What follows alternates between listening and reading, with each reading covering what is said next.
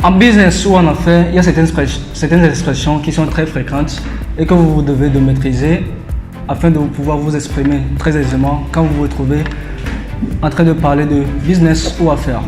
Alors dans cette vidéo, je vais vous enseigner 10 expressions idiomatiques que vous pouvez utiliser quand vous parlez business. So, let's get started.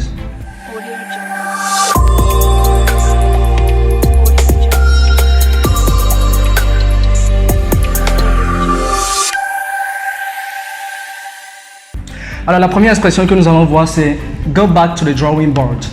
Go back to the drawing board, ça veut simplement dire retourner à la case départ ou bien reprendre les choses à zéro.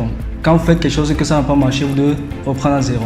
Alors dans une phrase, ça donnerait quelque chose comme Our marketing strategy was a total failure. We need to go back to the drawing board and think of something else. Notre stratégie marketing était un échec total. Nous devons retourner à zéro, nous devons tout reprendre à zéro et penser à quelque chose d'autre. La deuxième expression que nous allons voir, c'est to keep someone in the loop. To keep someone in the loop, c'est une expression qui est utilisée pour dire tiens-moi informé de ce qui se passe. Donc par exemple, quand vous devez quitter le boulot pour quelques heures ou bien quelques jours, alors vous dites à votre collègue de vous tenir informé de ce qui se passe. C'est là que vous allez utiliser l'expression keep me in the loop. Alors dans une phrase, on pourrait dire I know this meeting is very important, but I have an emergency. So keep me in the loop, please. Je sais que cette réunion est très importante, mais j'ai une urgence. Alors tiens-moi informé. La troisième expression que nous allons voir, c'est to put something on the back burner. Cette expression est utilisée quand vous voulez dire, quand on relègue quelque chose au deuxième rang, quand on met quelque chose entre parenthèses, on met quelque chose de côté pour se concentrer sur une autre chose.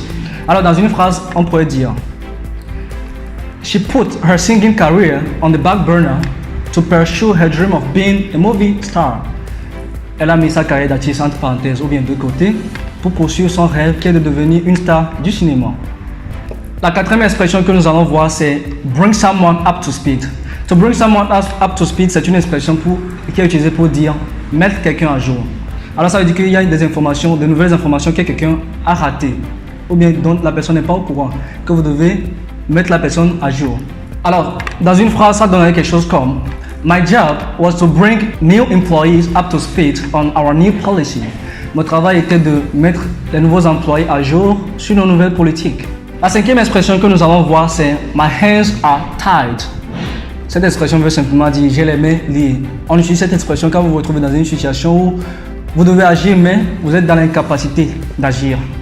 Alors dans une phrase, ça donnerait quelque chose comme I'd like to help you, but my hands are tied.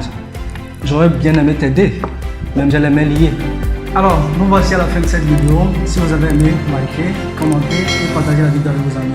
Merci et à la prochaine.